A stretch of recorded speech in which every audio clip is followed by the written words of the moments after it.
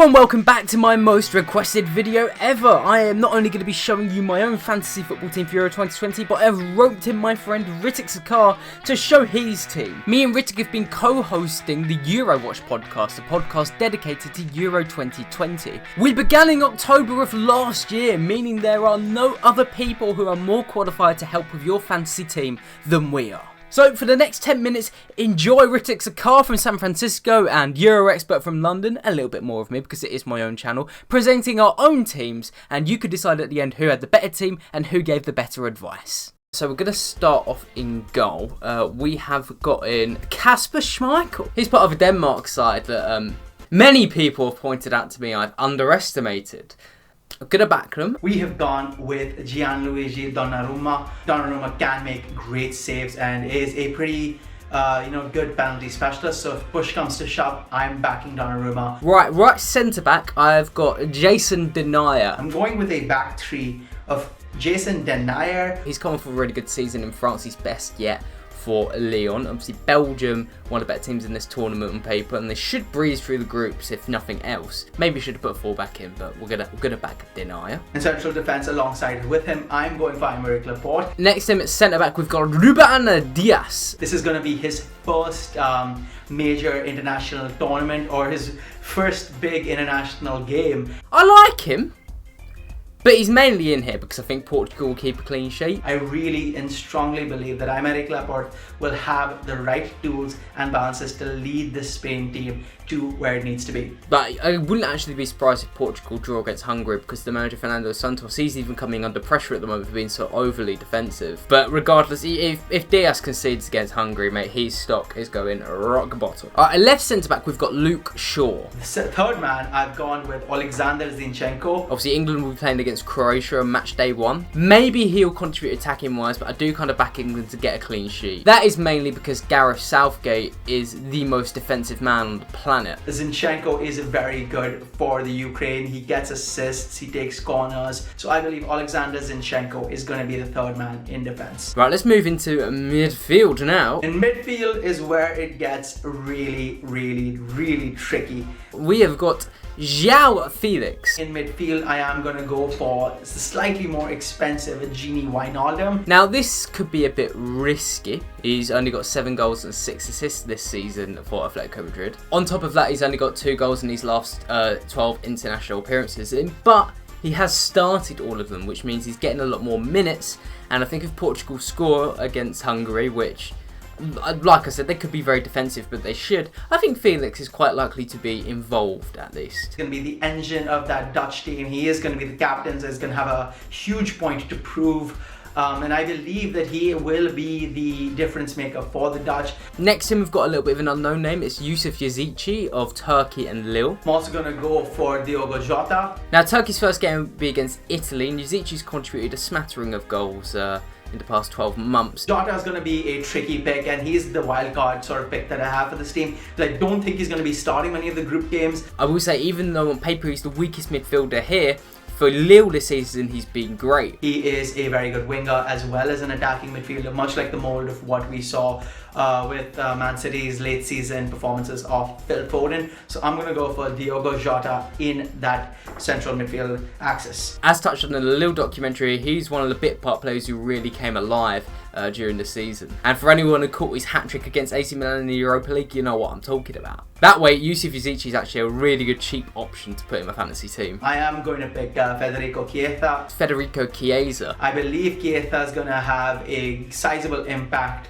on the way Italy attack. But this season for Juve, he got 8 goals and 8 assists. In his first Champions League campaign, he grabbed some vital goals. You can remember the 2 against Porto. They were brilliant. I believe Chiesa is going to give that attacking impetus. He can support the right backs very well. So I back him to score against Turkey on match day 1, and as I hopefully mentioned in the intro, you can change your captains between the match days or the games. So my uncaptained Chiesa, after the Turkey game, depending on how he does, but I'm hoping he performs well. Alongside him, I am also going for his country teammate Lorenzo Insigne. I believe that overloading with 2 Italian players, especially given the fixtures they have, will be good, and that'll probably maximize my Italian contingent. Next to him, we've got Paul Pogba. Now, Pogba He scored twice in the World Cup 2018 and he's barely scored since for France.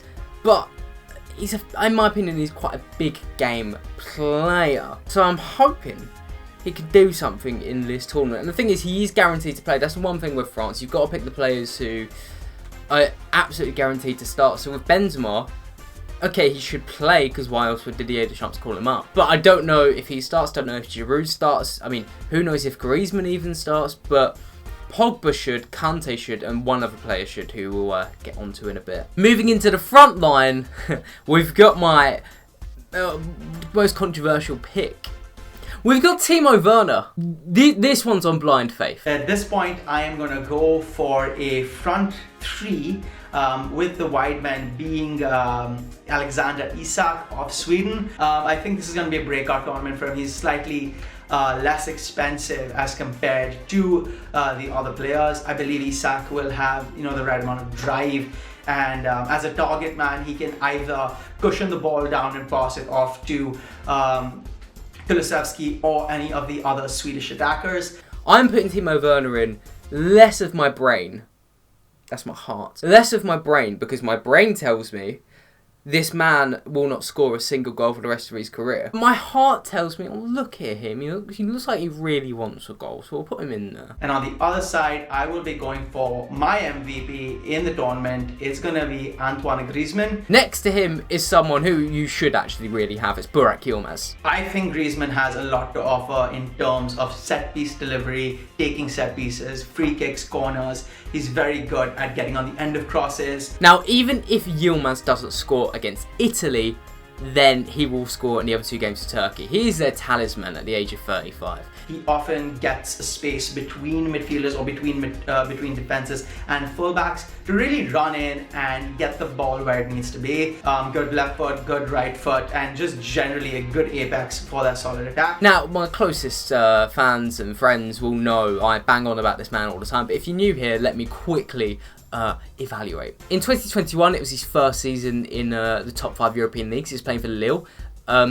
He led them to the title. He scored some crucial goals. I think it was over 17 in the end in the league. He scored some absolute wonder strikes from two. He could take free kicks. He could take penalties. For Turkey, he scored against the Netherlands. I think it was a hat-trick, actually. For me, Yilmaz has to be a shoo-in, no matter what your team looks like. Memphis Depay is going to take that spot for me at the top of the attack, and it's likely it's just going to be an all-round nuisance for everybody. Even if the Netherlands don't end up doing well or winning much, I can see Depay coming in and amongst the chances, in and amongst the goals, in and amongst the assists. And finally, my last shoo-in is Kylian Mbappe. Now, surprisingly, Mbappe, bit of a common trend in some of the players I've picked, which is a bit worrying, hasn't got the strongest international record as of late. He's only scored 2 in his last, I think, 10 games. And in the World Cup, he did score 4 goals.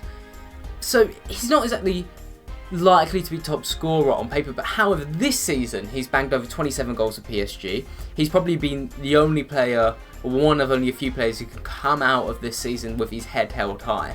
I think he's going to show a lot of people up in Euro 2020 and prove why he is in competition with Haaland for the world's best player at the moment. And there we are. Which team was better? Which person was more helpful? Let me know in the comments below, and please make sure you subscribe if you're new here, because, well, I want the encouragement for better content to come. So please let me know down below what you thought of this video. Thanks, guys.